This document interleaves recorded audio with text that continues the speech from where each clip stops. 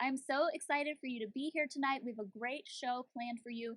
We are going to be continuing our series with Alexis Douglas, where we're talking about race and racism and the intersection of race and abuse and all of these things to help us to become better allies, and also for our friends of color in our community, for them to feel supported and have this wonderful time with Alexis as well. We're going to be bringing Liria Forsyth on tonight as well. She is a part of our board, and she's going to be asking some very powerful questions, and I cannot wait to see what Alexis answers with. This is going to be such a great show. And just so you know, we are always here every Thursday night at 7 p.m. Eastern. You can stream that here on Facebook, on our YouTube channel, or catch the replays in our website. Just go to www.courage365.org/videos, and you can catch all the back episodes. If you haven't listened to everything that Alexis has said on our show, you're gonna definitely want to catch those back episodes.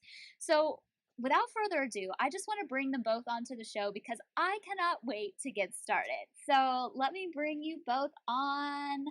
Hello, hello. Oops, let me see if Hello. I can move this around a little bit. I think it is. There we There you go. Okay, I think that's the right order. So, Liria, hey. Alexis, hey. Good to have you Hello. all here. And it's wonderful to Right. be here. Yes. I am super excited. And everybody, we're going to do this show a little bit differently than we have done the shows with Alexis in the past. So she's going to talk about the different R's that we have been going over, but we're going to do that more at the end of this episode. And instead, we're going to dive into some questions that I think are going to be really relevant to our community. Liria had some burning questions that she wanted to bring up in conversation. And I was like, girl, you better just get on the show and ask those questions.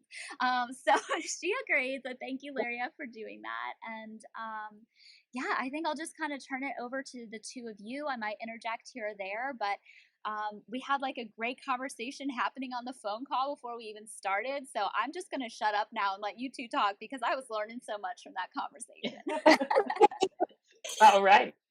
So well, So then, Lyria, do you want to just start with your questions, or do you want to pick up where I we left off before the I call? want to pick up actually kind of where we were, and lead first by saying again, what a privilege it is to be able to do this with you, and have a space where I can ask the questions so that my husband and I, I'm doing this selfishly, so that we can raise our children to be better than how we were raised, that we can give them tools that as they, go into the world and they meet and interact with other cultures, other races, that, they have tools that we didn't have. So I just from Matthew and I, we just greatly appreciate the opportunity to be able to do this, and your willingness to allow someone who is quite honestly ignorant in a lot of ways about this topic that I can speak freely, and I appreciate that very much. So right before we got on, you had asked me a question, and I would like you to ask it again, and I'd like to, if we could, kind of go from there. Cool. So we were talking about how to have your children and your family be raised differently than you, and I asked you, how do you and your family, how do you all relate to your white identity? Mm-hmm. Because a lot of times white people don't have to think about race, and so they may not have a white identity. It might show up as something like my American identity, or I'm proud to be an American, or there's this view where like white is the standard, and so I want to learn about the other, but without having an identity of your own. Learning about the learning about the relationship between the history of white culture and other cultures, it's already going to be difficult, but it'll be more difficult if you don't have a firm grip on who you are. Mm-hmm. Right. So I can tell you what we do, and I would love your input on where we are lacking. We do absolutely talk about white identity. We talk about specifically about white male privilege, about white supremacy. That is very much a very familiar and constant conversation we have in our home, especially because we have our three boys, came first, and then we have 3 girls. So there was a lot of conversation initially about You saw yes, my the this 6 is all true. children. I get that face a lot. So there was a lot of conversation when we had our 3 boys first, and then 3 girls, talking to them about consent, about treating women equally, but also treating them with respect. Like, that was a lot of conversation. And then the older it got, and the more Matthew and I became aware of really politics, really brought it out. And talking to our boys about white supremacy and what the white male privilege looks like. So we do talk about that. Um, there's some some conversations around white history, but I wouldn't know where we're lacking, honestly. So could you tell me, what are things that I should be teaching my children, making them aware of? Well, so what right now we're talking about your white identity, and I have compassion just because identities are, they're a part of our like foundational beliefs and can be a part of our self-worth, and so Mhm. my even though I feel weird saying it, don't teach them that it's all bad. Okay. Okay. Like, teach them what to do positively, and teach them, and Mhm. you're right to be teaching them about consent and privilege and patriarchy and those things, but you don't want it to be internalized that I'm bad, because when we have internalized shame or internalized guilt or things like that, what happens is any biases that we have in confrontation are going to come out nasty and vicious because it's a Yeah. defense of that identity. It is Okay. a it's just, it's, how do I say this? Being white isn't bad. White supremacy is bad. Mhm. Systems that further white supremacy are bad, but Yeah. being white isn't. And that the guilt and shame that come along with internalizing being white is bad is actually counterproductive to change happening. Okay. So teach them the facts, but also, do you have a ethnicity? Do you identify with an ethnicity other than white? Like, are you German or Dutch or Danish, or maybe those are the same? But That's a culture I want less a part of, so it's okay. um, Um, so we do teach them. I wouldn't say that we shame them. Like, we're not, for our family, we don't. We try and steer far away from shame, because I personally was raised in buckets of it. So we do our utmost to steer away from anything. Like you said, it's not bad. Like, they are not bad. We are not bad because we are white. We didn't have a choice in that. Is what we do with that. So that is, especially when it comes to our sons, when we talk about male privilege and white privilege and white supremacy and all that, it is a matter of it is a privilege, and you have a responsibility to treat it as such, as opposed to something you're entitled to. So that's kind of the angle. Am that I doing that justice? helps. Okay. And the thing is, I'm protective of the babies. Um, and so Yep. but the thing about kids is they see what you do and they Hmm. model what you do. And so how you all interact with and the examples you set. So for your sons, the way your father or their father interacts with you, the Hmm. way their father stands up or lifts you up in public, those things are going to be the things where they model the behavior or the baseline that comes back to it, Gotcha. that they come back to, but also how their father interacts with other races, how you interact with other races. Yeah. Do you interact with other races? Yep. They're going to see those things, but your white identity is understanding where white people sit in society, but then also you got to decide what it takes to be a good white person, in your opinion. and according to your own values, and then those are a part of your identity. Those are like, I don't have a white identity, so it's hard for me to tell you what is lacking in your white identity.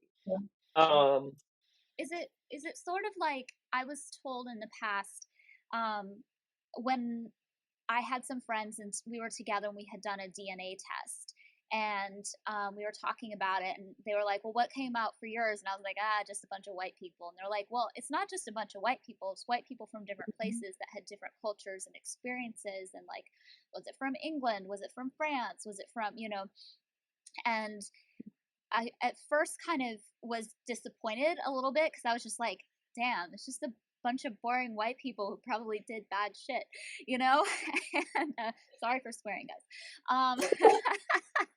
I don't care. But then the person I was talking with was like, no, like, research the actual cultures of the people and the individuals. And when I learned particularly about my Scottish heritage, I was able to be like, oh, well, there's some really cool things that are in my history as a white person that were good, and these are some things that I like. Particularly, some of my spiritual paths have been connected to my grandmothers who were Scottish. And is it sort of like that, where you can kind of learn some of those cool things without it just being like a blanket white, but it's more the Gotcha. Yeah, learn your own ancestry and heritage. Have something to be proud of. Everybody has some things in their culture they're not proud of. And by the way, Ashley, I knew I liked you. I'm Scottish. I have some Scottish in my DNA too. But there is and when I learned about that, it was like, oh yes, no wonder and this is gonna sound terrible. Maybe I'm gonna say it, but I know it's terrible. No wonder I love gingers. Right? There's but there is whiteness honestly was a tool of white supremacy. So whiteness initially didn't even accept all white people or all people of pale skin. That happened when they needed more numbers in in the history of things. All groups weren't considered to be white. And so like Irish weren't white. A lot of white. I didn't make a list, but there are a lot of cultures that were not considered white. Yes. And then when they needed more numbers for political reasons, then then it was like your white pride. And here's the thing: not being white equals not being safe. And so if you have skin that passes and now your babies can have a safer future, it's not so hard to be like, oh, I'm white. But that is robbing you of your own ancestry and your own cultural heritage. And spiritually, that is just a complete disservice. Your ancestors live in your blood and bones, whether they were good or bad, and that's a subjective term, but good or bad, they are your heritage to know. They live in your children's blood and bones. And so there should be something there separate from whiteness. Okay. That's really helpful. Yeah.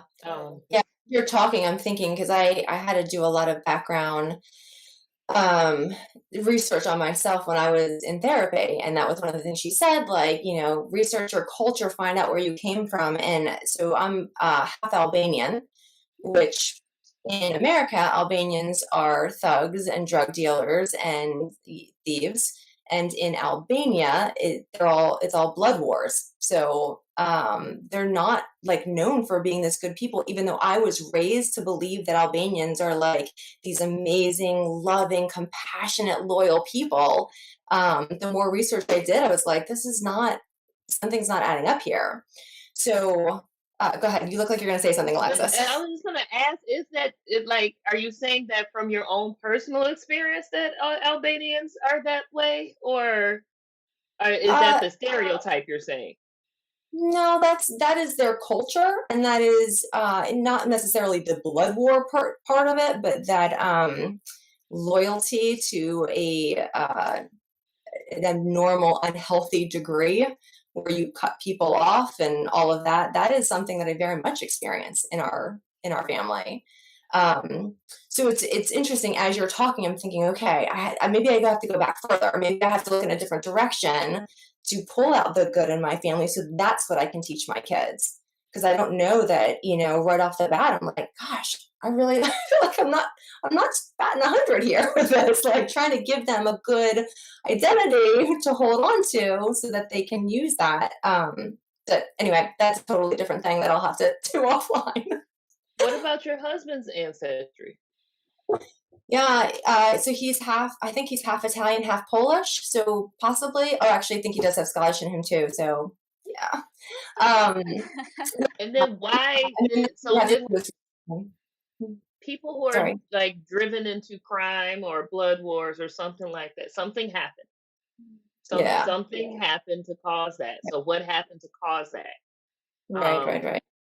because then that's where you get more of the complete story and the Mm, the complete understanding. Because I mean, black people are seen as thugs and criminals and all that, but the ones that are were driven that way because that's where their success can be made.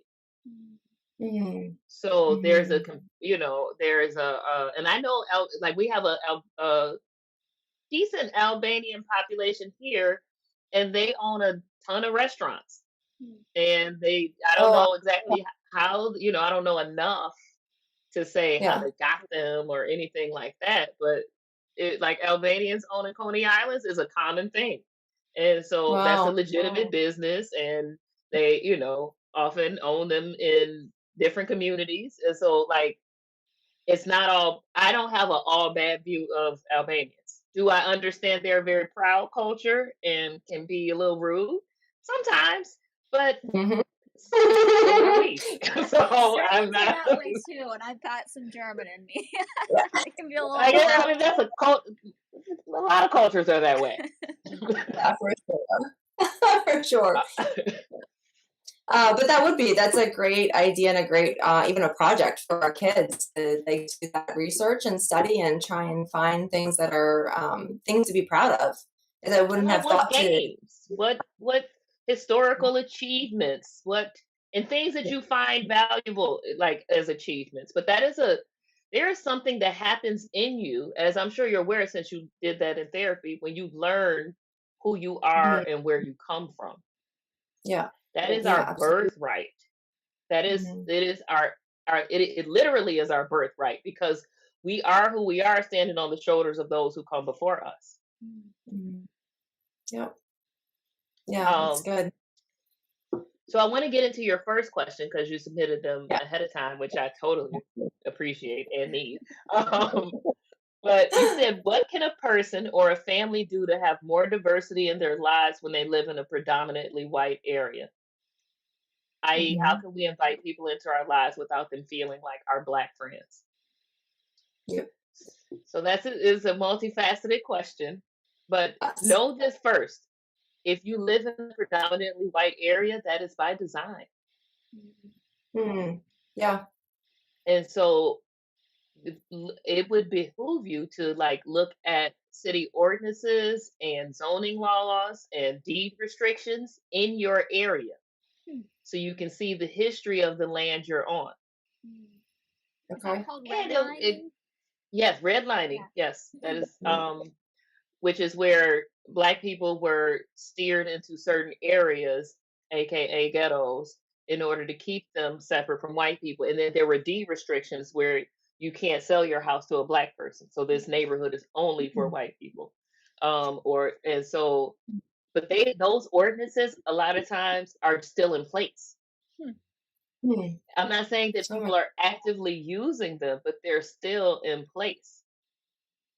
I think Okay. even to give you an example, I believe it's Colorado, but please don't quote me. But they just eliminated a law that made it legal to kill Native Americans.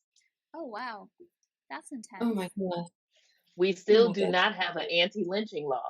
There was a bill put forth to try to make lynching a hate crime, and it was shot down. Oh my goodness. So Wow. these things where because we have the media shows us different, and there are a lot of It can look like it's not, but these laws are still in place. So Mm-hmm. look that up where you are, see what land you're on. But then it's also going to take some travel.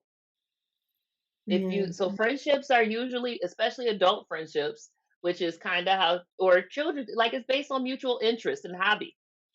The Mm-hmm. only way your black friends aren't going to feel like your black friend is if you're actually friends with them, not just their Right. friend because they're black. And Yeah. so you have to have things in common, something to talk about. So if you go to church, you could go to a black church of the same faith and be willing to travel. If Mm-hmm. you go to, if you have hobbies like knitting circles or craft, I'm an artist. So like you can do those activities in diverse communities, but it will Mm-hmm. require some travel and commitment to it. There, you have to put effort into it, and you could consider moving. I Mm-hmm. know that's a big feat, but immersion is the way to do it. Right. So if it depends on how. It doesn't have to happen right away. There's no immediate quick fix. This is a new identity to take on. But Mm-hmm. how you navigate it is by being in close proximity to. And you can't do it sitting in your all white area, learning, Right. only having white friends. You can't have diversity. You just can't. Right. Right. Right.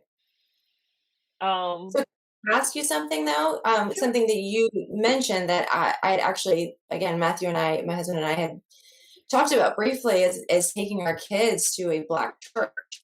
How, I mean, how is that going to come across? I don't, not from me, but like, um, You're gonna be stared at, and it's okay, gonna be from really my very awkward. limited, like, right, but like, I feel like I would be intruding on something that isn't mine, and that's what I wouldn't want to do. Does that?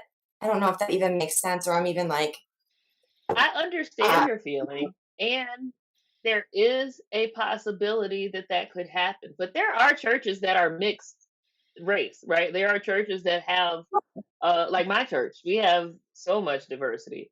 Um, but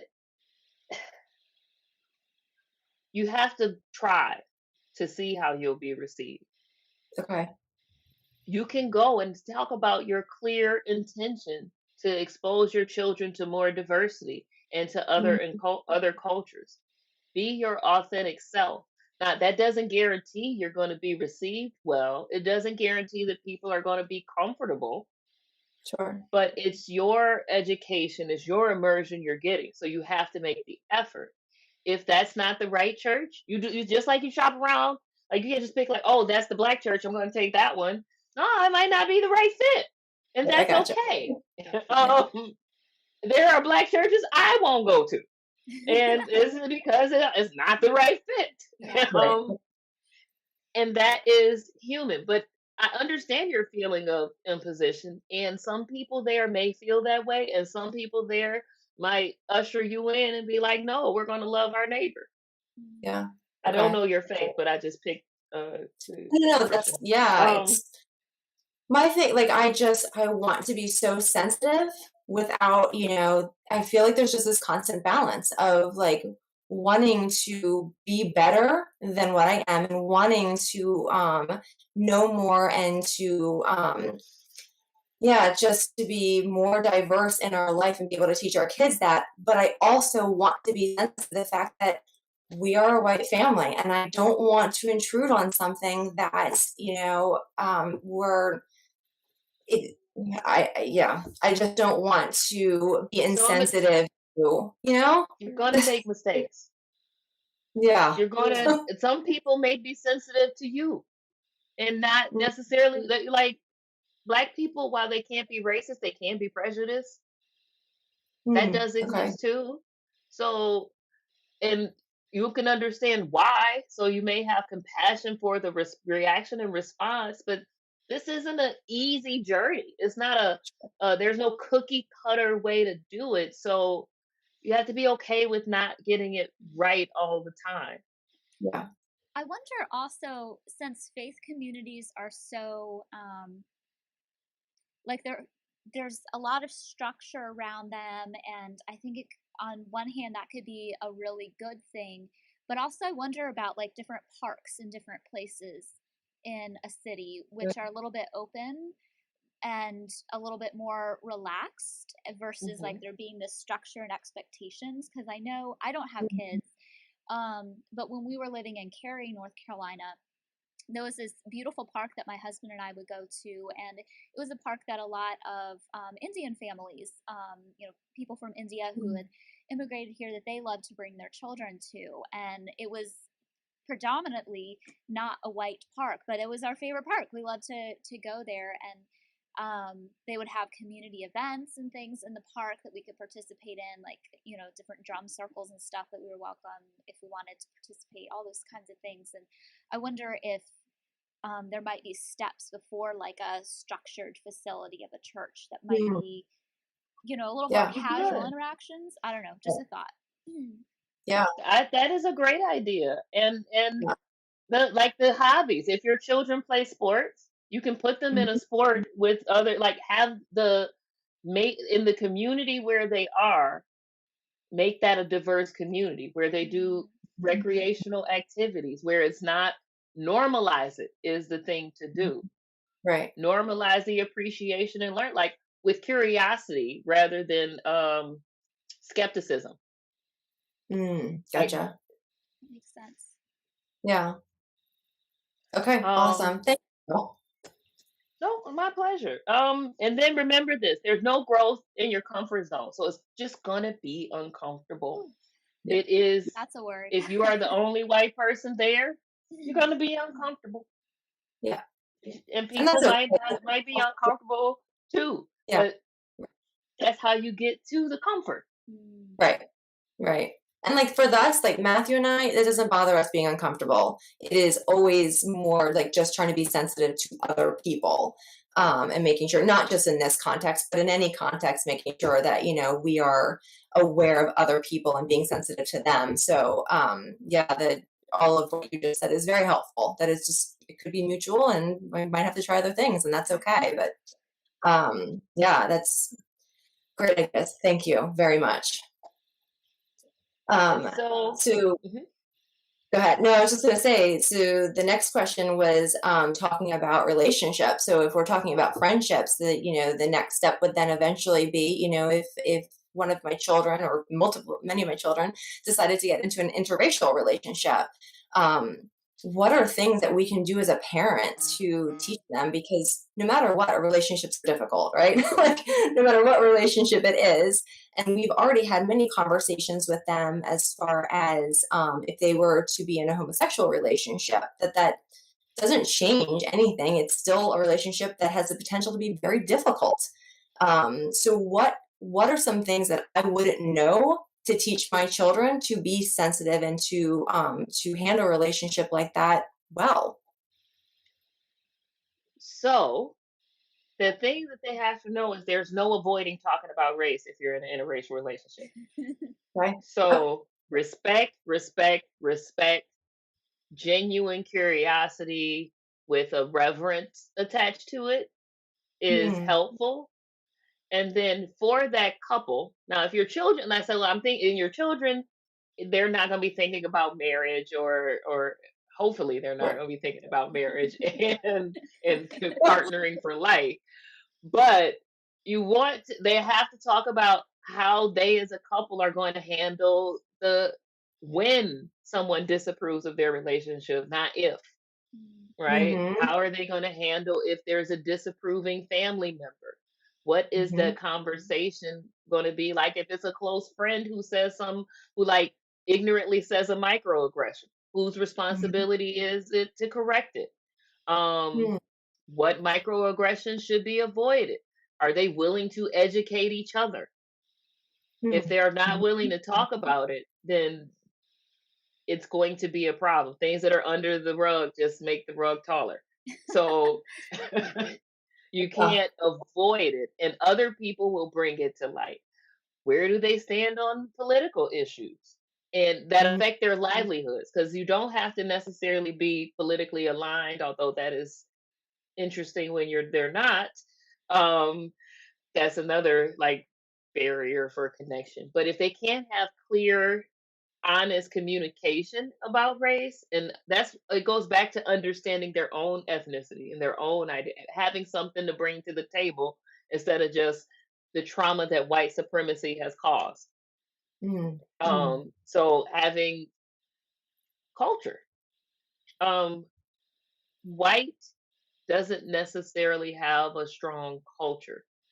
Scottish, Albanian, those things have strong culture, but mhm, white doesn't. And if you're going to have a intercultural or interracial relationship, you want to have a culture to bring to the table. You want to have something to discuss.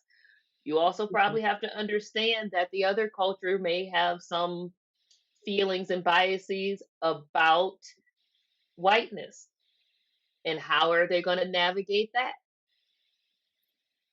mm. So it's respect, kindness, curiosity, open, clear communication.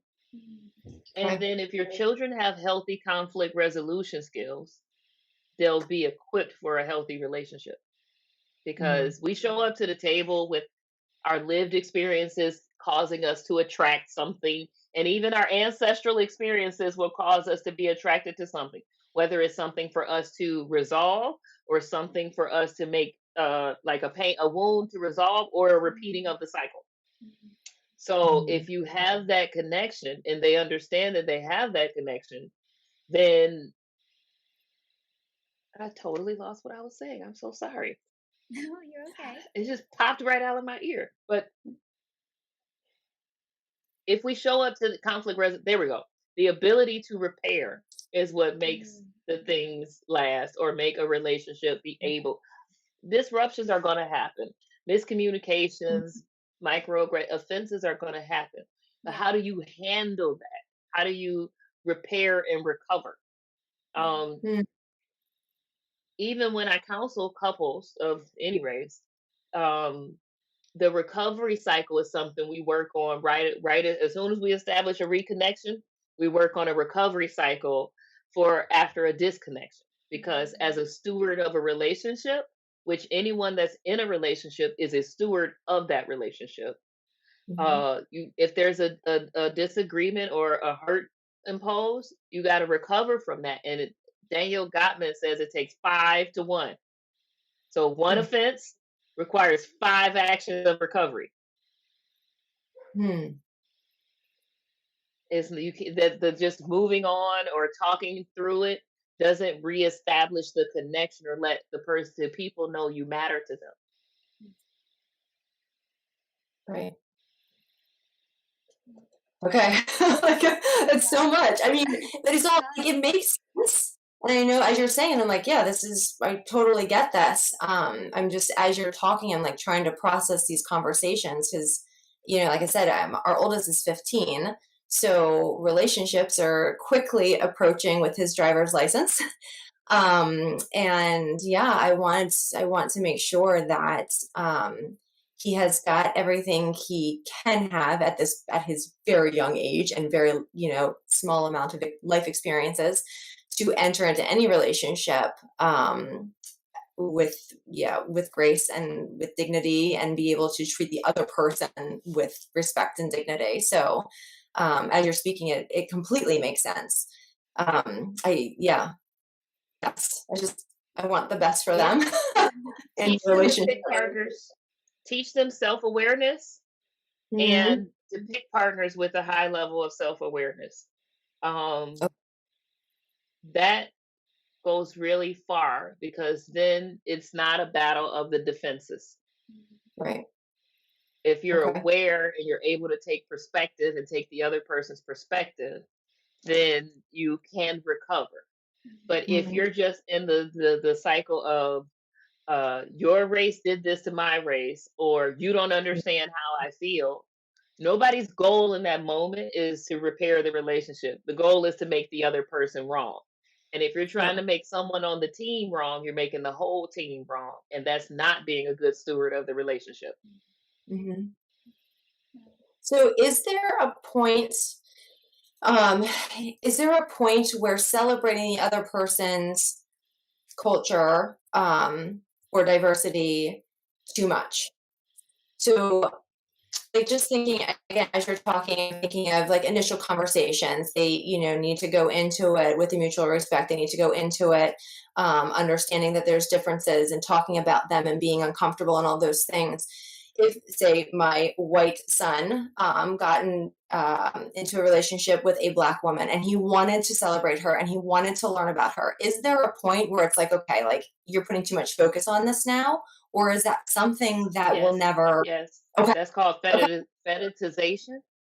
Okay. So tell me. And so like we don't often, so if you carry what's called an exotic look or an exotic culture, some people will only oh, if you're only attracted to that kind of person, you're probably making that a fetish. So you can celebrate, but celebrate her beauty, celebrate how awesome her caramel complected skin looks, but don't make it the how do I put it? Like, don't treat it as a difference. Don't treat it as a outlier, a wow, you're so pretty because you have this caramel complected Okay. skin. Because you are, your skin's like chocolate or whatever. It don't I'm sorry, the dogs. Lead with humanity first. Mm-hmm. And so a jock wouldn't want to be appreciated simply because they're a jock. They're a whole human. That's just something that they do. My Black woman identity is one of the identity, or yeah, two of the identities I hold, not all of the identities I hold. And then it doesn't speak to my character, my values, my personality, my uh, compassion, my actions, my achievements. There's so much more you can celebrate me without celebrating. If that's the only focus, that's when it's too much. Like, don't do it Okay. because you're trying to right a wrong. Make it genuine. It has to be genuine. So Right. is it kind of like, I love my husband's blue eyes, like I think they are so attractive, but I didn't marry him because of his blue eyes. That's something that I like, and I'm like, oh, this is great. But also, like, there's this whole person of him that I love, all these different pieces. So is it sort of like that? Like, you can kind of almost focus in on something Yes. too much and make that the whole instead of the whole person? Is that what you're saying? And so if you were to say, I only date blue-eyed men, Right. and so he had to be a blue-eyed man to even catch my attention. Right. It's not the whole person. I mean, even now I have waning henna on my hands, and I'm surely not Indian, but I am in love with the Indian aesthetic. It doesn't mean that I'm in love with the Indian caste system, right? Or Right. that like I would still need to know the individual before I got with them. I'm not like only dating Indian men. Right. Right. So and these are things that like I have to be careful of myself, because when I say I love it, and I'm like, please don't be the appropriating American. I just cannot. Um, so like our identities are also in relation to the other. So how are you Right. relating to that person? And if you're not leading with the you can appreciate all the achievements, all the wonderful aesthetics, all of that.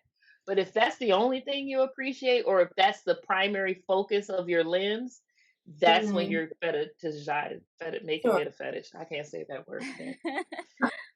Like that I understand. I think I was more concerned about, not concerned, but like asking not just about their physical and even their personality, but is asking about their background, asking about their history, asking about their family and stuff like that. Is there a point where that could become too much? So I don't Or, feel like that should happen any more than it does in the normal progression of a relationship. okay. Okay. So it's not a thing to be treated like, oh, let's get this out of the way and make sure we understand all this. Like, you're Or, getting to know the people, and their history and their culture and their familial upbringing is all part of that getting to know a person. okay. So it doesn't have to be a targeted getting to know. But if you're in an interracial relationship, you have to be able to talk Mhm. about race. It is a conversation you should have because it is something that is a part of your relationship. Mhm. But it doesn't have to, it's not the only thing that's a part of your relationship, and it should not be the only thing you're talking about. So it's Right, right, like right. how much focus you give it, it it's not a special category. Okay. That's a great way to put that. Yep. It's like to see myself reflected in this camera. Every time I'm thinking hard, I realize I roll my eyes back like this, and then I'm like looking, and I'm like, "Oh, I look weird." You're giving me a lot to think about because I'm always like, Yeah, I look yeah, up when I it's think too. And it depends on what I'm thinking about, which direction I look right, up. right. This is so good. so I guess my last question then is for our family in particular, and I'm sure other families are the same way. Our kids love movies, and we in particular read to them. We, like literally almost 2 hours a day. We'll read. My husband and I will take turns reading different books to them, and so that it's very much an easy avenue to enter into conversations and bring up dialogues and stuff, instead of actually more so than around the dinner table, which is another place we talk, but not quite as well. So we really try and have a lot of diversity in the movies we watch and the books we read. I actually just finished reading Trevor Noah's Born a Crime, the youth edition, to the kids, and that was like the conversations we had were phenomenal, even down to my 5-year-old who got the concepts and like understood enough to pick up on some very big, heavy points. So being that for us, that is a great tool to use to immerse our kids even more into this culture and show them different things. What, and I know you said this on one of your other conversations with Ashley that, you know, because you don't have kids, you don't necessarily have all of the information, but are there any movies or books that you could recommend? And honestly, like it could be anything because we have very much are not afraid to expose them to things. So I said family oriented, but really it could be pretty much anything that accurately depicts your culture and how, yeah, it opens up conversation for our family. All of them. And I'm not being facetious when I say that. So like we're not a monolith, so there's no like it's not like one way to represent us. Okay. But all of them because it is an immersive thing. And so you can start at all the streaming services have a right now a Black Lives Matter or a spotlighting Black voices collections. Mhm. Yep.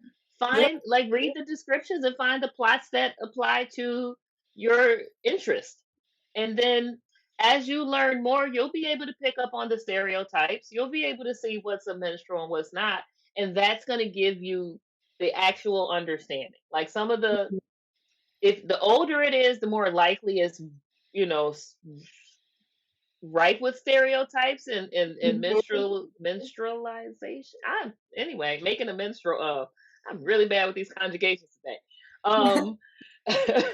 But there's one in particular that came to mind, which is the Underground, or Underground is what it's called, and that's on Hulu right now. It was on WGN, so it'll be semi-family friendly. But what I enjoyed about this version of talking about the Underground Railroad is it showed the characters as whole, complex humans, not just Mhm. characters fighting a struggle. But you got to see so in some of the older movies, it was like, oh, he's got to get out of slavery, and so we has to do this, and it wasn't like it was all about how wounded we are, and not how resilient or how Mm, ingenuitive or how like how much effort it takes to be dual minded. Um, Mhm. and Underground did a really good job of making the Harriet Tubman and the other conductors of the Underground Railroad whole humans that were like made them the protagonists mm, of the story. Mhm. And so you get to see a different perspective. If you want something that's just entertaining, and when I say entertaining, So I'm talking about Lovecraft Country, which is all about magic. It was on HBO. All about magic and witchcraft and not like, but it was set in the 1950s. So Mm. there was also it like they addressed the death of Emmett Till, the racist cops. One of the characters had a potion she could drink to become white, and then later her skin would peel off. Now it's kind of gross. So I don't know about the 5-year-old with Lovecraft Country. But the teenagers could handle it. But Sure. you'll get to see black people's perspective on white people at the time. Okay. And so uh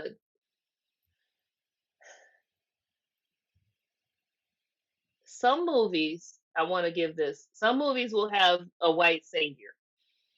And Mm-hmm. you got to be able to talk to your children about that. Because a Mm-hmm. lot of times what happens with the white savior is while there may be some adversity that the white person helps and assists with, it is only showing the black character in the light of their struggle Mm-hmm. and not how they need to be saved. So it makes the white person the protagonist. Mm-hmm. But these are things that you can talk about with your children as you're watching. You can, I mean, I'm not saying if it is your viewing, there's black gangster movies you can watch, and that's a whole different culture, but you'll get to see the humanity in the criminal and the Hmm. stereotype that Fox, you probably do not watch Fox News, but if you, the stereotype of that Fox News, you'll get to see the humanity in that stereotype, and you'll be Okay. able to like, so Girlfriends was really good, and I think that's on Netflix right now. And that Okay. showed like 4 black women, and they talked about white stuff, but not that much, right? Like because black culture exists in and of itself, not just in relation to whiteness. And so Mm-hmm. there is, when I say all of them, all of them. Watch Okay. whatever interests you, but seek it out because Mm-hmm. that's how a lot of black people learn about white culture is through media because for a while that's all that was there. So there's different storylines. Every storyline isn't a storyline of struggle and suffrage. It is just, maybe this black one. The First Wives Club on Amazon. I like the First Wives Club where it was all white characters. Now they have one where it's all black characters. And so you get to see the cultural differences. You can compare the two. It Mm-hmm. Hmm. even though those are fiction and stuff, but it gives you an exposure that it's immersive learning. Watch them Right. all. Make it Okay. a thing you all do. I mean, this one I did hear some controversy about it. This is not black culture, but Kim's Convenience. Hilarious. About a Korean family. Now, I Yeah. did hear that some of the stuff wasn't right in there. I read an article and there was like some appropriation and wrong foods and stuff. But it's about a Korean family that owns a convenience store in Canada. And, Mm-hmm. the different stuff that goes along. Like, there's so many things out there. Just watch them all. Watch this. Like, Okay. if that's a big thing that you all do, make that a part of it. Yeah. I love how you're talking about like it doesn't all have to be like historical documentaries. Like you're talking about just Right. like enjoying it and then being able to see the different facets. Mm-hmm. Wow. Yeah, because we've watched a bunch of like the Disney, there's a slew of different sports movies where, it's, when blacks are finally allowed to play sports. But as you're talking, like I honestly never even dawned on me that most of them, it is a white coach who is trying to bring these black kids into it and, expose the team and everything. And didn't even dawn on me until you said it. Like, there's the white hero. And it's I'm like, racism why they can't be in it, right? Like there's all the there's the wait, why is their neighborhood not have programming for like sports programs and things? Why do you have to come in and save these underprivileged children from this struggle? right. And like why is that neighborhood that way? Because of redlining and systemic racism and all those things. And so then it says, and what happens with those movies is that it gives the impression that when you just make a black friend or you make this impact, you don't have to be engaged in political systemic change. If Hmm. doing these things solves racism, if you can make a black friend, it solves racism in your own personal life. And it may make you less racist, but it doesn't make black people have to not suffer from racism more. Right. Yeah, absolutely. Mm. Yeah, because we try and expose them, but that's the reason I asked the question is because a lot of the movies, especially that we were trying to introduce them to, I was almost afraid to show them because I felt like it was more of a white perspective of Black culture and Black people, and I don't want a white perspective of that. I want to be able to teach them what is real and what is true, even though it is also very hard. But from what I'm hearing you say, is that it's all a learning opportunity. It all Yeah. is, and you can even like look up. You can Google search Black stereotypes or different tropes, and play a game where you spot them in the movies. Mm, That makes them equipped to be able to see it in action. Um, right. Here's one that just popped in my mind. I can't believe it took this long. But there are movies on different African traditional religions, like voodoo or Santeria. They're documentaries. They might be more for your 15-year-olds or your older children. The 15 is the oldest, but the older, Right. half. But to make it not demonized, because a lot of Mm, their mm, actual religions and ritual and practice are a part of all religions, but ones that mhm, are Black have been made to be, the negative version of witchcraft and spookiness, and you're going to go to hell mhm, and all those things. So you can give them an education on other cultures' religions, right, with a mhm. respect of the stories. I love that so much, Oh, and just what you said about all cultures have yeah. rituals. Like growing up, it was like, oh, magic is evil, and voodoo is bad, and all this stuff. But literally in the Christian church, you're like drinking the blood and eating the body of a deity that rose from the dead and doing incantations before you eat it to release sin or something, and it's like, wait, this is the That same, is it's a different. whole ritual. And it's not that dissimilar from the rituals in other No, cultures. it's really Like, not. if you're Catholic, Right. the priest, they believe in like the transfiguration, and the priest Yep, has to do yep. something, and they go and they do the incense around the church and all kind, Mhm. like Yeah, mass is yeah, a group ritual. Right, right. All the prayers right. and the callbacks Yep, and all that, that is a group ritual.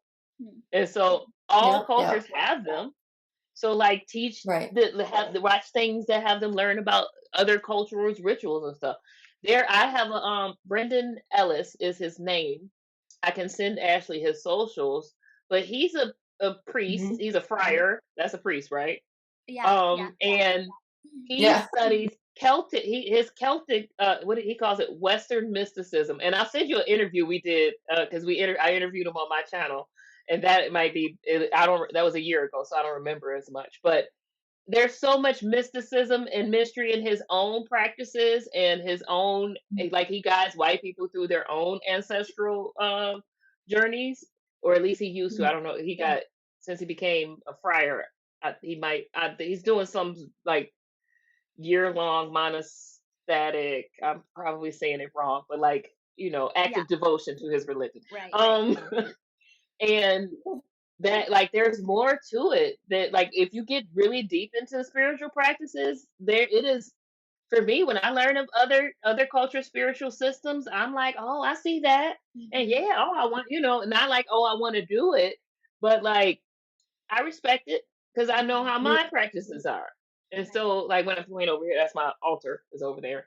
Mhm. Um, but there's a reverence that I have when I Mm, learn about it, and then it made me actually have more respect for the ritual and reverence of Christianity.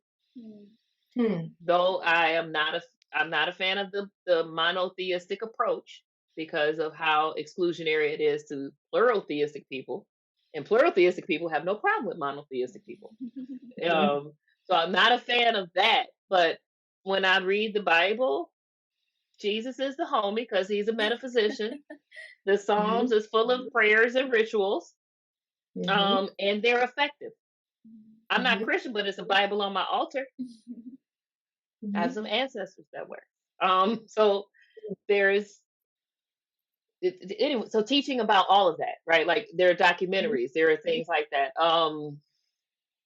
And then I did get some. I looked up some books on Amazon, and I sent Ashley the links. Yes. So Yes. one of them is for teens, and is this book is anti-racist. 20 lessons on how to wake up, take action, and do the work. And then in parentheses, it had empower the future. Now, I did not read these books. I looked them up and read the reviews based on your question. Okay. And so that this came up. And then Okay. there's a book called The Black Friend, and I can't remember his name, but there's a link that like to get it, and it's a token. He refers to himself as the token black guy, and he talks about his journey and some of the microaggressions he experienced along the way. So it's in a storytelling form. And then The Beautiful Struggle, and it was adapted for teens, and it's by Ta-Nehisi Coates. And Ta-Nehisi Coates is kind of heavy. I'm gonna just throw this out. He's a factual, heavy guy. When I look at him, though I respect his intellect a lot, he does not look happy. And I understand with the stuff he immerses himself in, he's not happy. Yeah. But it said it was adapted for teens. Okay. And so those books are there. But don't just teach your children about the struggles. Like that. We don't want to live in our struggles, and we don't want people always reminding of us of our struggles. The history of Black struggle in U.S. as it relates to white supremacism is white history. Yeah. Yeah, it is.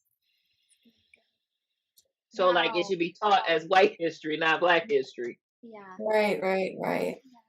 Wow. Yeah, it's so sobering, like, because I can't speak for Ashley, but for me, like, I don't always think about it like that, which is why, I was so glad to have this opportunity because I don't know what I don't know. I just know there's a lot that I don't know. Like, that's it.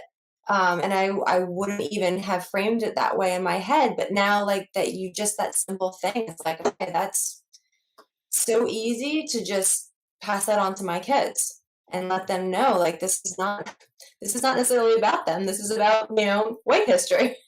Yeah, it's so helpful. Everything you've said has been so, so helpful, and I really appreciate it. I appreciate you allowing me to ask questions, which I'm sure were not worded properly or kindly all the time, but just allowing me the opportunity to Give ask yourself them. some grace. Okay. Okay. Trust. I would tell you if if you should have said it differently, or if it hit one of my radars. And Okay. a lot of Black people won't, but that if you have that constantly in the forefront of your mind, that's going to be what you're focusing on, and not the connection you're making. Yeah. And Okay. so give yourself some grace. You're going to make mistakes, but you're a human. Love your whole human self. Yeah. Okay. Wow. And Wow. Well, this has been a fantastic conversation. I just want to, can I say a little bit about Oh, restitution? yeah, just because absolutely. it ties into some of the things we were talking about. Yeah, please. We've been talking about ancestors a lot, and our cultural heritages. We all have in our epigenome, right? The instructions of our bodies. How the epigenome works is it's the software. Like if you think of it like a computer, it's the software. The genome is the hardware. Yeah. So the software gives the instructions to the hardware for what to do. That's what happens in your body. Your life experiences are coded in your epigenome, and that same thing is true for your children. And in your mitochondrial DNA, which is passed down through the mothers, that carries the history of your ancestors' lived experiences. And so you were present in your grandmother's womb from month 4 when she was pregnant with your mother. So those lived experiences were programming you. And the mitochondrial DNA that your husband brought to the table in your mitochondria, that was programming your children. Like those things were existing then. And so when you learn the history of your culture, and what roles they had to play. When you look in your own like person to person lineage, if you find things where restitution is necessary, like perhaps you own people, or your people own people, not you, but your people own people, or your people were in the Confederate Army, or you know that you had racist parents. Like a lot of people be like, I have racist parents, but I'm not racist. Mm, But some of those instincts that are going to be telling you like they are, and that's just a cause effect kind of thing. So mm, delve mm, into yourself and see what personal restitution you, because we talked about reparation before, and that's a systemic thing. But mm, personal restitution will also aid in the process, because then there's something that you can do to help change your epigenetic imprint, to change mm, those things that are passed down to your children. And it's not just intellectual, it is somatic, it is in your body, it is the instructions of your lived experience. And so you're doing a lot with one to make it better, but there may be something that is specific that you, when you go and learn about it, you'll feel it in your body. Trust me, it, you'll be able, if you are present and practicing self-awareness, you'll feel it. And then if you really go in, it'll tell you what to do. mm, mm. You'll That's start to good. have, you'll notice you have more instincts toward, or more like curiosity towards a certain thing. Or maybe you want to, you find an organization, which I didn't say this, if volunteering for black led social justice organizations is a way to make black friends, if you have things in common. um Yeah. but you might be led to a specific organization because it remedies something in your own history. So like there's a cultural reparation and a Mhm. personal restitution, and those can be separate things. And so I just, that's what I have to say about that art. Oh, Wow. thank you. Oh my gosh. Thank you so much, Alexis. I really appreciate all of your words. This conversation is such a gift, and it has been a gift to me. I have learned so much in this, so many things that I had not thought about from that Mhm. perspective, so many just so many nuances, and I view it as a gift to myself, but also for our listeners. Like, do you guys know how rare it is to listen to a conversation like this with somebody who is Mm, open and aware, like Liria, to want to ask the questions and want to be open with how she can impact the lives of her children, and how we have Alexis here who has the knowledge, has the awareness, has the education, and is willing to give of her time to teach us. mhm, Like, this conversation, guys, maybe was one of the most important conversations we've had on the show. Like, I really mean that. Like, this, it's just so beautiful. And I want to thank each of you. Thank you, Liria, for your vulnerability.